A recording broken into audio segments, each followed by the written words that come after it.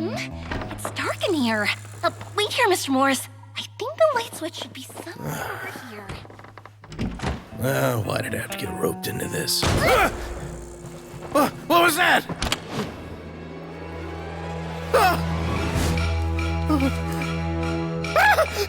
Who's there? Get me out! Get me out of here! Did you really think you'd get away, Morris?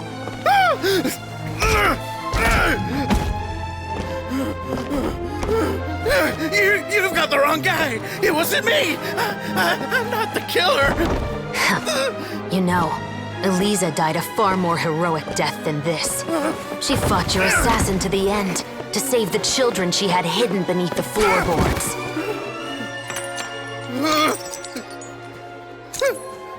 That is Eliza's pendant. The one with a photo of you two inside. The one you gave her. Ring any bells? It's a fake! It has to be! There's no way! No way your assassin didn't destroy it, you mean?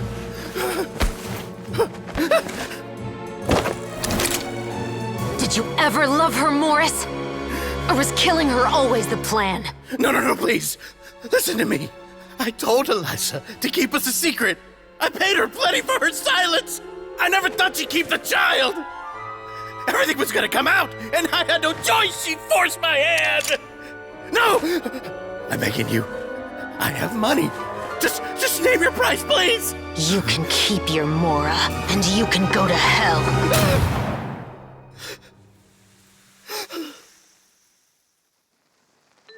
I'm Captain Shovraz of the Special Patrol. Morris, you're under arrest for Eliza's murder.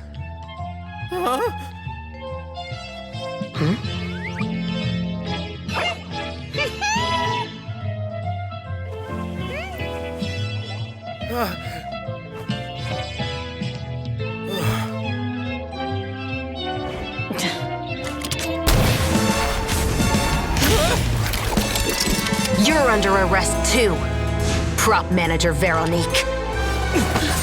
Or perhaps I should call you the Second Musketeer.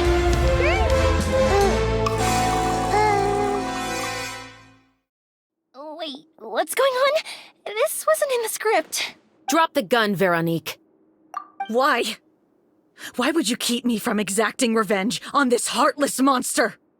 Drop your weapon. This is my final warning.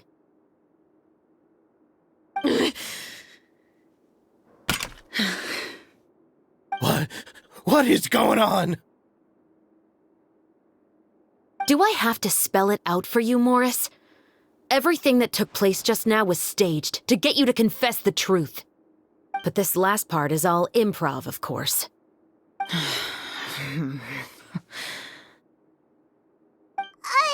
Shivers, you told us you wanted us to help you stage a play. You never said anything about the Second Musketeer. It's because even I had no way to confirm my theory until now. Thank you for your performance, Yoimiya. Could I trouble you to go and bring in the other Special Patrol members? They should be on— Oh, and please tell the other cast members not to worry about us. We'll be rejoining them shortly. On it.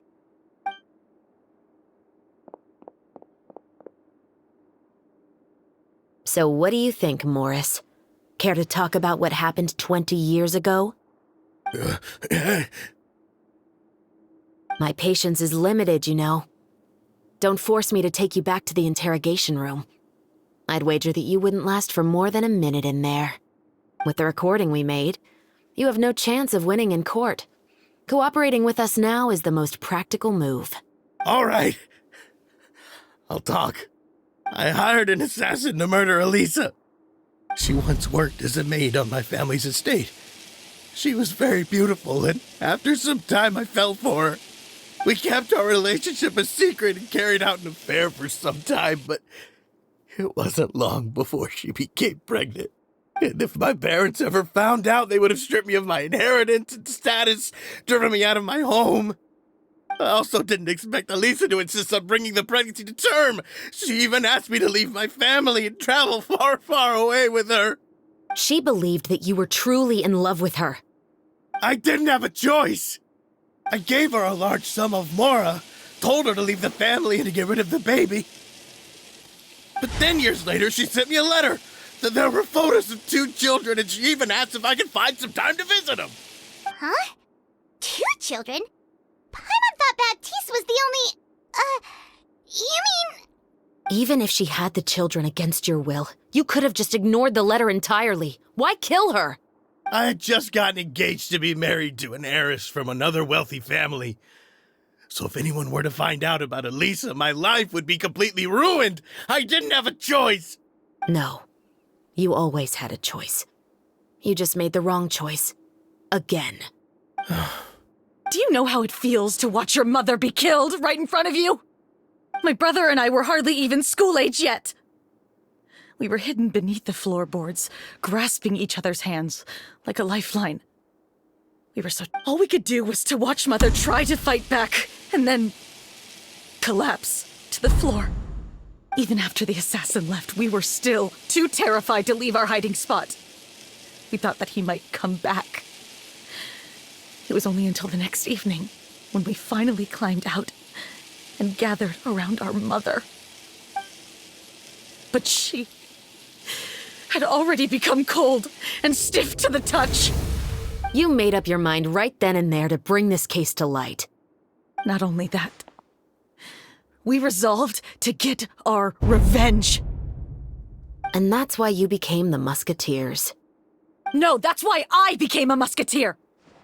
The man from before was also killed by me. My brother had nothing to do with it. I figured as much. You did? I once told these two that he didn't look like a killer to me. His confession from that night also rubbed me the wrong way. I think what really tipped me off was, how could I not feel a sense of regret in him? He confessed faster than any criminal I've ever met, but he didn't say a single word about you. He insisted that he was the sole perpetrator in the case. But after the questioning ended, I disassembled the musket we dug up from his backyard, put it in front of him, and told him to reassemble it. Want to guess how far he got? He had no idea where to even start. He's never touched a gun in his life. Based on that, I determined that he was not acting alone. He only surrendered himself to draw our attention and create a moment of opportunity for his partner. So, I decided to play along. And as expected, the second musketeer followed us without hesitation once she saw Morris get separated from the rest of the cast. Besides, why else would he call the novel The Two Musketeers? But how did you know it was Veronique? I figured it out the moment Baptiste told me his father's name. That so-called financial crisis was all just a ruse. He just wanted to sign up as the investor and then leave the film without any source of funding. After all, he has a vested interest in minimizing the reach of this story. It's really just the same thing as what he did to Elisa all those years ago. Human scum. But then Xavier pulled out all the stops and got the film made against all odds. Morris couldn't have that. With the killer in custody, he figured it was safe to act. And so he came to visit the set today, just as I expected. Wait, so you were behind all those mishaps today? As for the identity of the second musketeer, I assumed they'd probably stay close to Morris and look for an opening. And if they already knew that Morris was the film's investor, then that narrowed the list of potential suspects as well. Furthermore, being the props manager would allow the culprit to avoid scrutiny by purchasing mechanical parts in the name of the crew. With that hypothesis in mind, I went back to check Baptiste's orphanage adoption records. Guess whose name I saw on the same page, just a few lines from his. My brother. He trusted you. As in he trusted me to perform the deed on his behalf? He trusted you to stand on the side of justice. I am. I thought you could do it as well. Oh, the look on your face when you told him to go to hell. I really thought you'd put a bullet in his brain. You know what he has done. Are you telling me that you'd rather see him spend the rest of his life living like a king in the fortress of Meripede? I will never be able to forget the feeling of my mother's cold, lifeless hands. And you would call this ending fair? Is this what you call justice? I won't lie, Veronique. I did hesitate when your brother first told me about the truth. I wondered. I agonized over whether I should really put a bullet in his head. So why don't you? Because that should never be how justice is carried out in this world. Perhaps, to you, justice is simply reciprocated. An eye for an eye, and a life for a life. But everyone has their own understanding of justice. If everyone were to pursue their own definition of it, there would be no more order in this world. Today, you'll kill Morris. And tomorrow, his children. The world cannot render judgments based on a desire for revenge. That will only lead to a cycle of revenge, as well as the destruction of order and civilized society. Fontaine is founded on a set of laws and a standardized code of justice. That is why we are the nation of justice.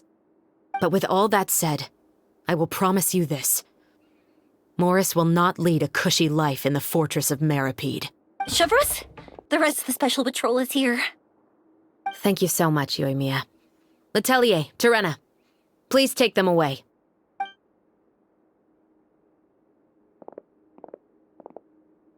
I still can't agree with your reasoning. I know.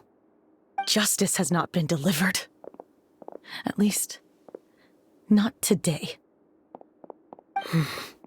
Chevreuse. Let's go. We should give an explanation to the crew. Thank you for your concern. I'm fine. I'm just thinking about the things in life that have driven people to take justice into their own hands.